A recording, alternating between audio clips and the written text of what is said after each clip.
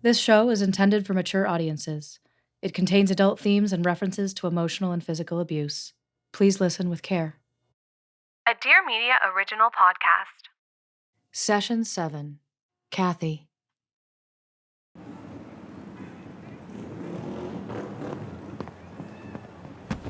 Oh, sorry. These people. Therapy is a lot like growing a tree. No growth for the first few years while the roots establish, but then the tree shoots upward.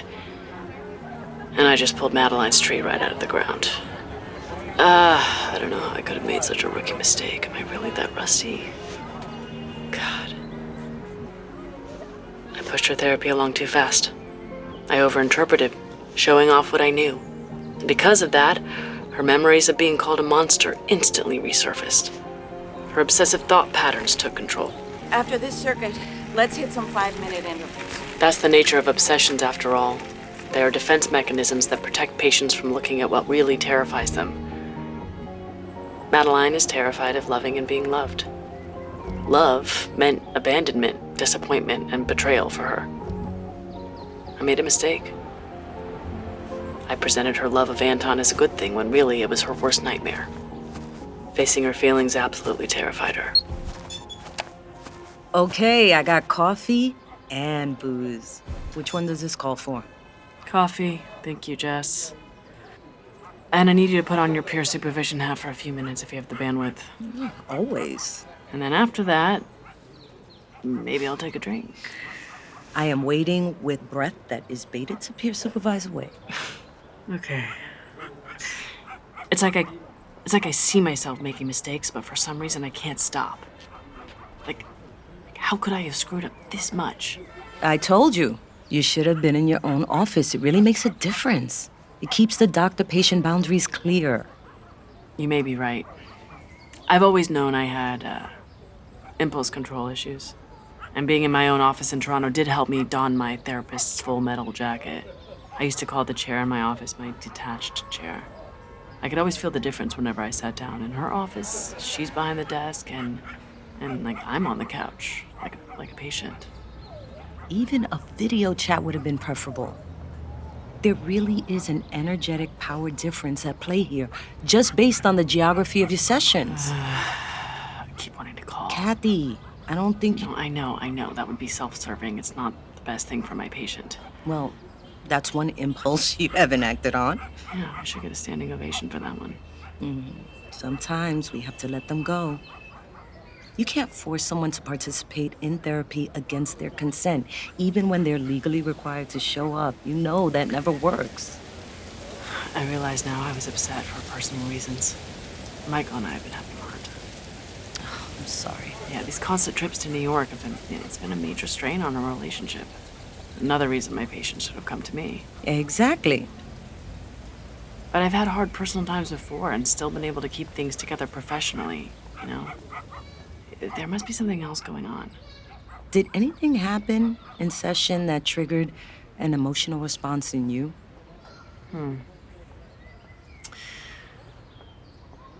She recounted a story about how her mother had her dog put down as some sort of deranged punishment.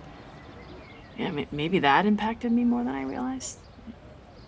I don't even like dogs that much, but you know, whatever excuses I can muster, it's unacceptable. I crossed a line. You're a tough cookie. You allow absolutely zero room for failure. You won't self-destruct if you make a little space for self-compassion. We've all had a lot going on recently. I would say that the general collective is not at its best right now, not to mention the fact that people make mistakes even in less intense times. Yeah, but our mistakes as therapists can have really dire consequences. Even so. This whole thing was screwy from the start with the father and the flying to New York. I mean, I can't start practicing again until I get this whole thing sorted out. Yeah, I think you need to get yourself back into regular therapy. Like heavy-duty analysis. Yeah, no, I know. I agree with that. And whoever you choose, tell them from me that you need to work on being a little kinder to yourself, on top of everything else they have planned for you. Come on, you know kindness does not beget results. My clients pick me because I'm a no-nonsense problem solver. Perfectionism is contagious. If you expect it from yourself, you'll expect it from your patients, which is likely why you pushed your patient along too fast. Let me know if you want a recommendation for a therapist in the city. Thank you. Yeah, but I know I should go too.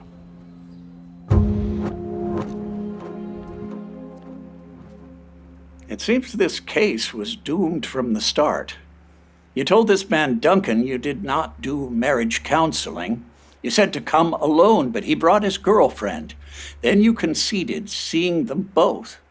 You refused to treat his daughter, but then agreed to fly to New York to see her after he followed you to a coffee shop. You didn't even insist she come to your office. There are no professional boundaries to be seen. Well, Dr. Milch, when you put it that way... Why have you broken every one of your rules for this man?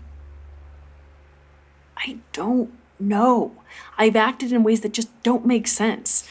When I look back at my decisions, I realize they were wrong, but in the moment, I couldn't seem to maintain proper professional boundaries. Does Duncan remind you of anyone?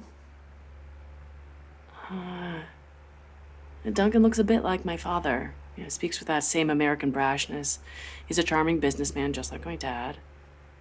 He refused to call me Dr. Gildner, even though I reminded him multiple times. He just kept calling me Cathy. That's something my dad would have done. Oh my God, that's why everything's gotten so messy. I'm experiencing countertransference. Yes, that would explain it. As you know, when it goes from patient to therapist, transference is essential to the therapeutic process. Madeline probably needed you to play the role of the loving mother she never had or the protective older sister. But when it goes the other way around... Yeah, it can be incredibly insidious. Exactly. I let Duncan off the hook because he reminded me so much of my own father. I never thoroughly examined why Duncan had emotionally abandoned his daughter. And I still can't wrap my head around that. Like, how could he have been so successful and yet have to hide in the basement when his wife lost her temper? You never solved the essential question. Why did Duncan love, or rather, remain adolescently infatuated with such cruel women? You're so right. We were so focused on Madeline's mother, who is the obvious villain, that I don't think I even subconsciously held Duncan responsible for his behavior. You have over 10 years of experience, despite the break you took from practicing. You were one of my top students and the best TA I've ever had.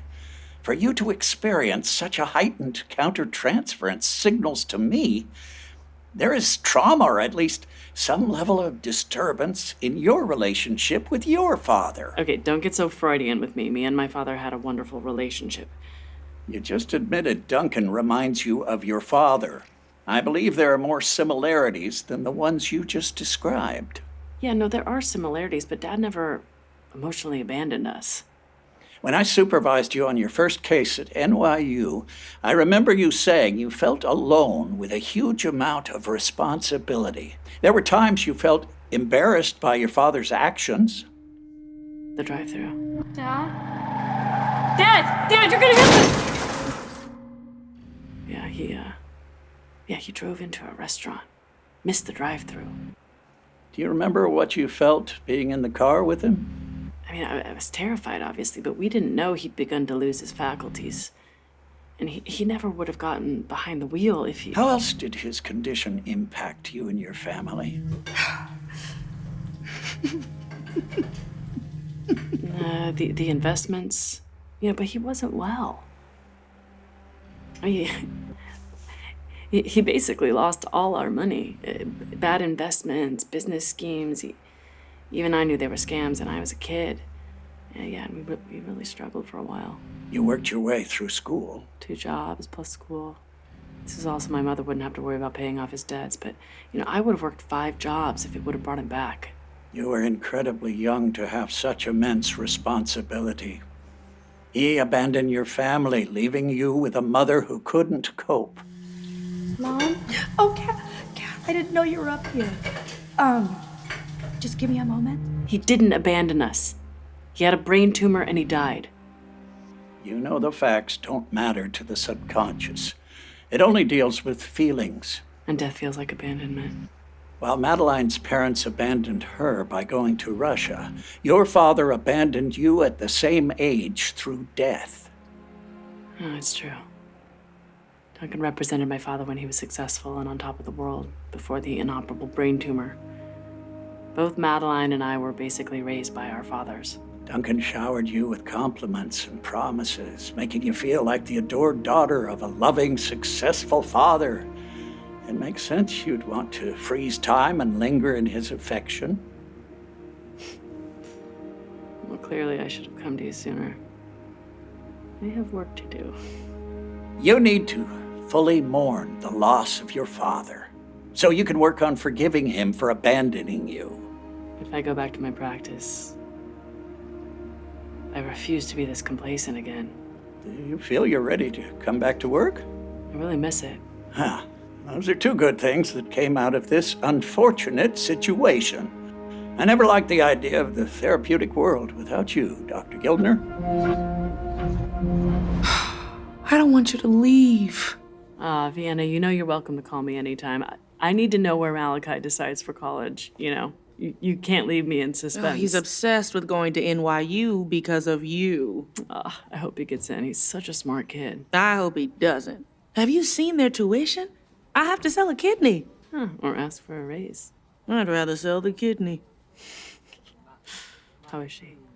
I I hope I can still count on you to give it to me straight. think the polite way to say it is, she's a fucking mess. She's always fought hard to stay alive. She'll be fine.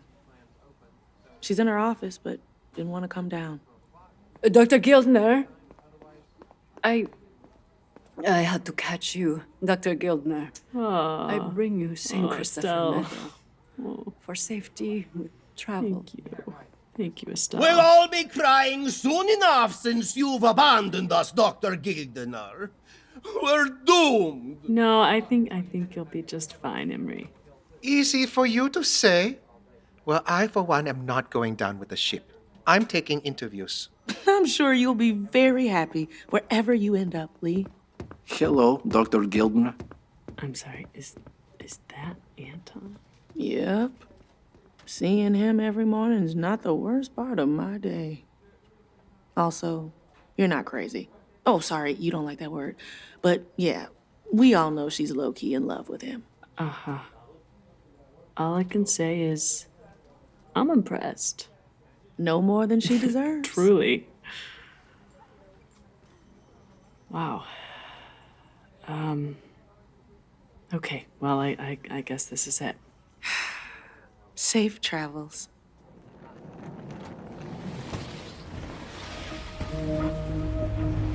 Hi, babies. Mommy! Hi, Mom! Hi, guys. Okay, thank you for the hug. Put my back down. All right, you ready? Dog pound.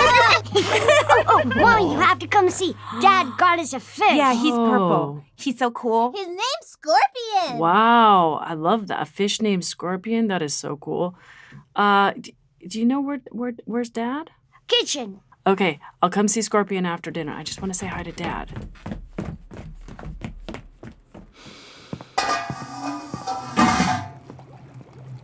Shit. Hey, Oh. Hey, how was your flight? I'm here, so no complaints. Sorry, can I help you? I've got it. All right, well, at least I can help you serve. Kids! Dinner! Stop pushing me. Oh. Doesn't this look so good? Your dad's pesto is the best. Yum. You can eat it in front of the TV. Yep. You don't run with your food. It's weirdly liberal of you. I want to talk to you. Okay? First off, I'm sorry. I put stress on our marriage for clients who disrespected my boundaries. You said it wasn't a healthy situation from the start, and it turns out you were right. Thank you.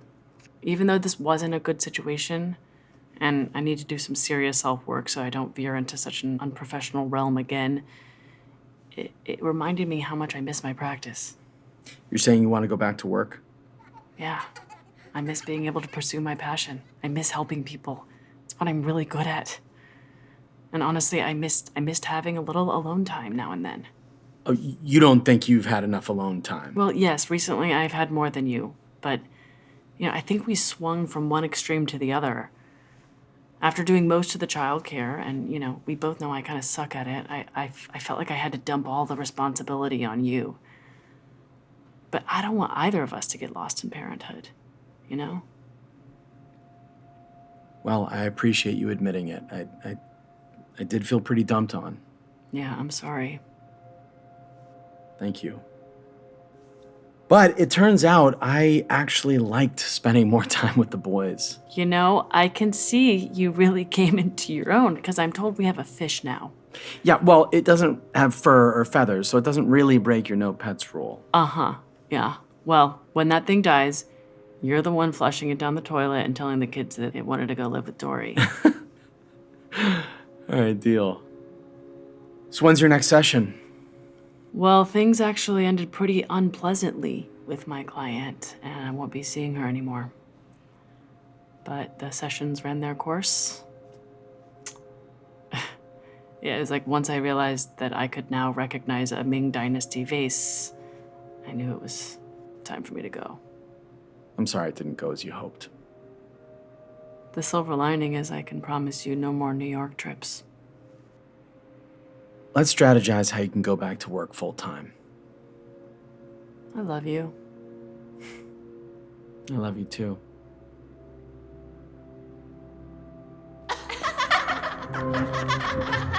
Charlotte, how did you do it? Huh? Your daughter is so darn I cannot get my daughter to move out to save my life.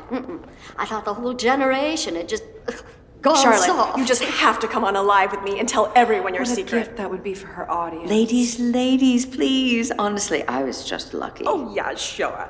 I'll believe that when pigs fly. I'm sure Madeline's success is entirely due to your parenting. And speaking of that, do you think you could get us a friends and family discount on some of these beautiful Oh, antiques? yes. I need to ground my apartment with ancient energy. Of course. You are so generous, Charlotte. Oh, my God, this one would look amazing in my dining room. Madeline would be happy to help. Happy to help with what, Mother? I'd prefer your friends not touch the antiques. My goodness, so serious. She must have gotten that from her father. You know that isn't me.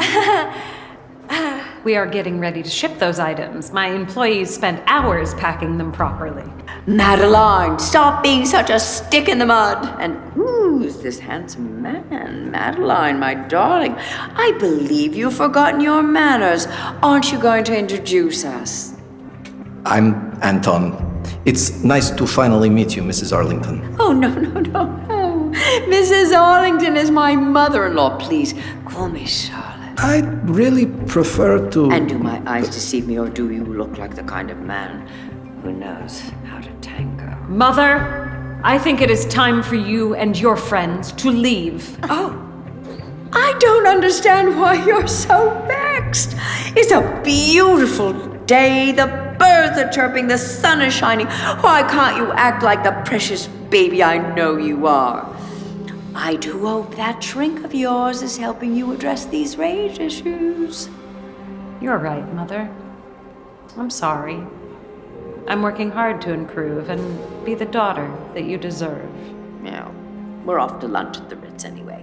I'm just glad you can admit when you're wrong. That's the thing, ladies. All children make mistakes, but it really shows character when one can admit one's failures. So true. So true. I'll put a few bottles of bubbly on your card for penance. Not at all. All right, ladies, let's lunch. Just remember, I'm on a cleanse. Boss, you know I love you. But damn, I wish you'd stand up to her for once. Anton, I'm very sorry you had to see that. Vienna, hold my calls for the rest of the day. But, Just do it. Thank you ever so.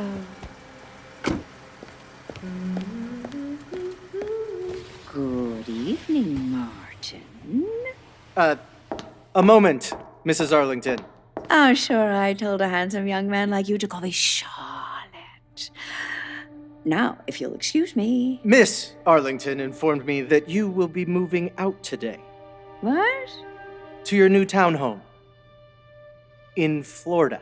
I think there must be some mistake. I don't know anything about a new townhome. Well, Miss Arlington said... I'll need to confirm this with my daughter. I'm sure you understand. Your bags are all packed, Mrs. Arlington. I'm supposed to get you a cab to the airport. Your flight leaves in just a few hours. Ooh, I'm sure a man in such a dignified profession surely can look the other way.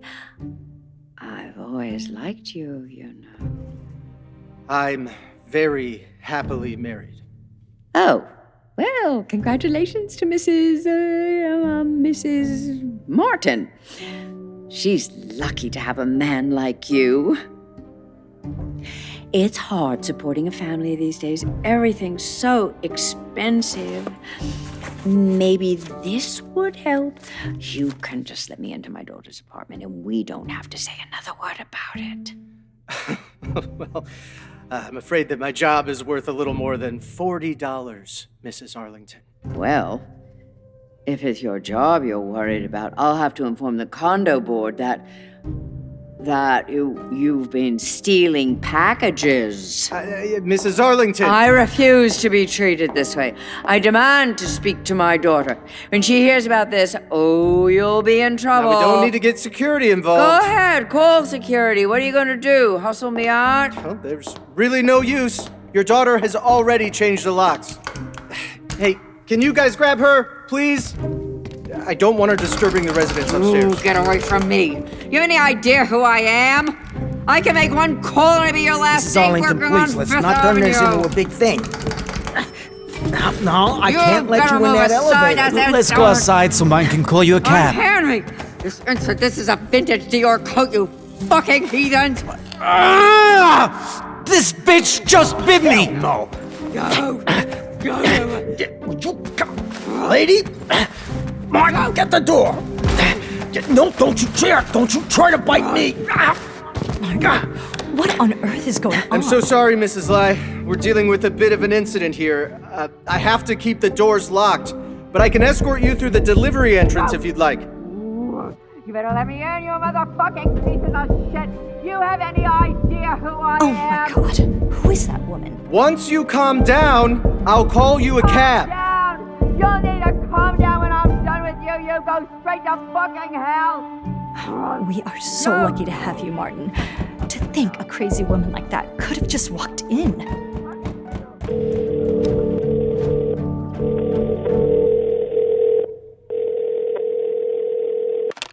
Hello? Dr. G! Oh, hi, Vienna. How have you been? I'm fucking fabulous! Thanks for asking. Guess what? What? Madeline wants to schedule a session with you.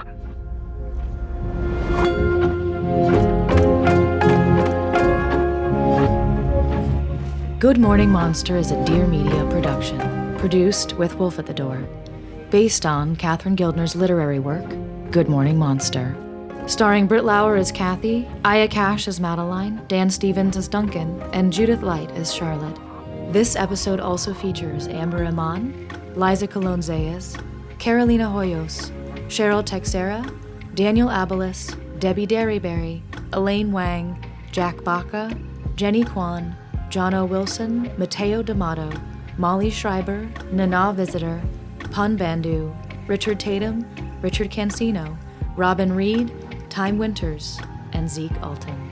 Good Morning Monster was executive produced, written, and created by Catherine Gildner. The show was written and produced by Alexandra E. Hartman. Directed and produced for Dear Media by Laura Ramaday. Executive produced by Winnie Kemp, Alex Kemp, and Chica Barbosa for Wolf at the Door. Executive produced for Dear Media by Jocelyn Falk, Paige Port, Lauren Bostick, and Michael Bostick. Casting by Kate Geller, CSA, assisted by Ross Schenker. Music composition by Daniel Brunell. Dialogue editing by Darren Bowling. Sound design and mix by Josh Falcon. Recording engineering by Bo Milkus. Associate produced for Wolf at the Door by Makatsi Rukundo. If you enjoyed this episode, please follow on Apple, Spotify, or wherever you listen to podcasts and leave a rating and review.